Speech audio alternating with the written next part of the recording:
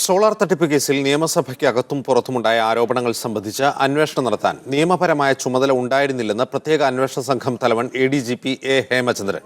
ലഭ്യമായ പരാതികളുടെ അടിസ്ഥാനത്തിലാണ് കേസ് അന്വേഷിച്ചത്. ടെനി ജോപ്പന് സരിതയുമായി ക്രിമിനൽ പങ്കാളിത്തമുണ്ടെന്നും ADGP സോളാർ ജുഡീഷ്യൽ കമ്മീഷൻ മുൻപാകെ മൊഴി നൽകി. അതേസമയം രാഷ്ട്രീയ സമ്മർദ്ദത്തിന് വഴങ്ങിയാണ് ജോപ്പനെ പ്രതിയാക്കിയതെന്നായിരുന്നു ജോപ്പന്റെ അഭിഭാഷകയുടെ വാദം. അന്തസ് വിട്ട പെരുമാറ്റത്തിനുമപ്പുറം ജോപ്പന് സരിതയുമായി ഗുരുതരമായ ക്രിമിനൽ പങ്കാളിത്തമുണ്ട്. മുഖ്യമന്ത്രിയുടെ ഓഫീസിന്റെ പദവിക്ക് നിരക്കാത്ത ബന്ധമായിരുന്നു സരിതയും ജോപ്പനും തമ്മിൽ. കേസിൽ മുഖ്യമന്ത്രിയുടെ ഓഫീസുമായി ബന്ധപ്പെട്ട സമഗ്ര അന്വേഷണം നടത്തി. പരാതിക്കാർ ഉന്നയിച്ച ഉന്നത ബന്ധത്തെപ്പറ്റി അന്വേഷിച്ചു. പക്ഷേ ജോപ്പനൊഴികെ മറ്റുന്നതർക്ക് കേസിൽ ബന്ധമില്ല. ജിക്കുമോൻ, സലിംരാജ്, ജോപ്പൻ എന്നിവരെ വിശദമായി ചോദ്യം ചെയ്തു.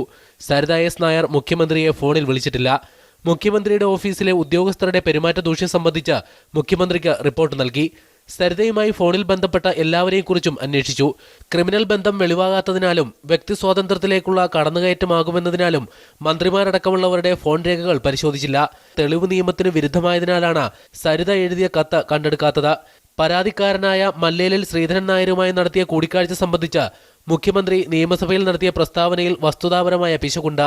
അതേസമയം നിയമസഭാ അംഗങ്ങളെ തൃപ്തിപ്പെടുത്താൻ ടെനി ജോപ്പനെ ബലിയാടാക്കുകയായിരുന്നുവെന്ന് ജോപ്പന്റെ അഭിഭാഷക വാദിച്ചു. സരിതയുടെ സ്ഥാപനങ്ങൾ ഉദ്ഘാടനം ചെയ്യുകയും വേദി പങ്കിടുകയും ചെയ്ത മന്ത്രിമാർക്കെതിരെ കേസെടുത്തിട്ടില്ല. ശ്രീധരൻ നായർ നൽകിയ പരാതിയിൽ ജോപ്പനെതിരെ വസ്തുതാപരമായ തെളിവില്ല.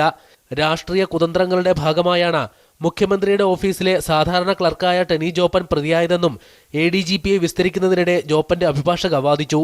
മീഡിയ 1 കൊച്ചി.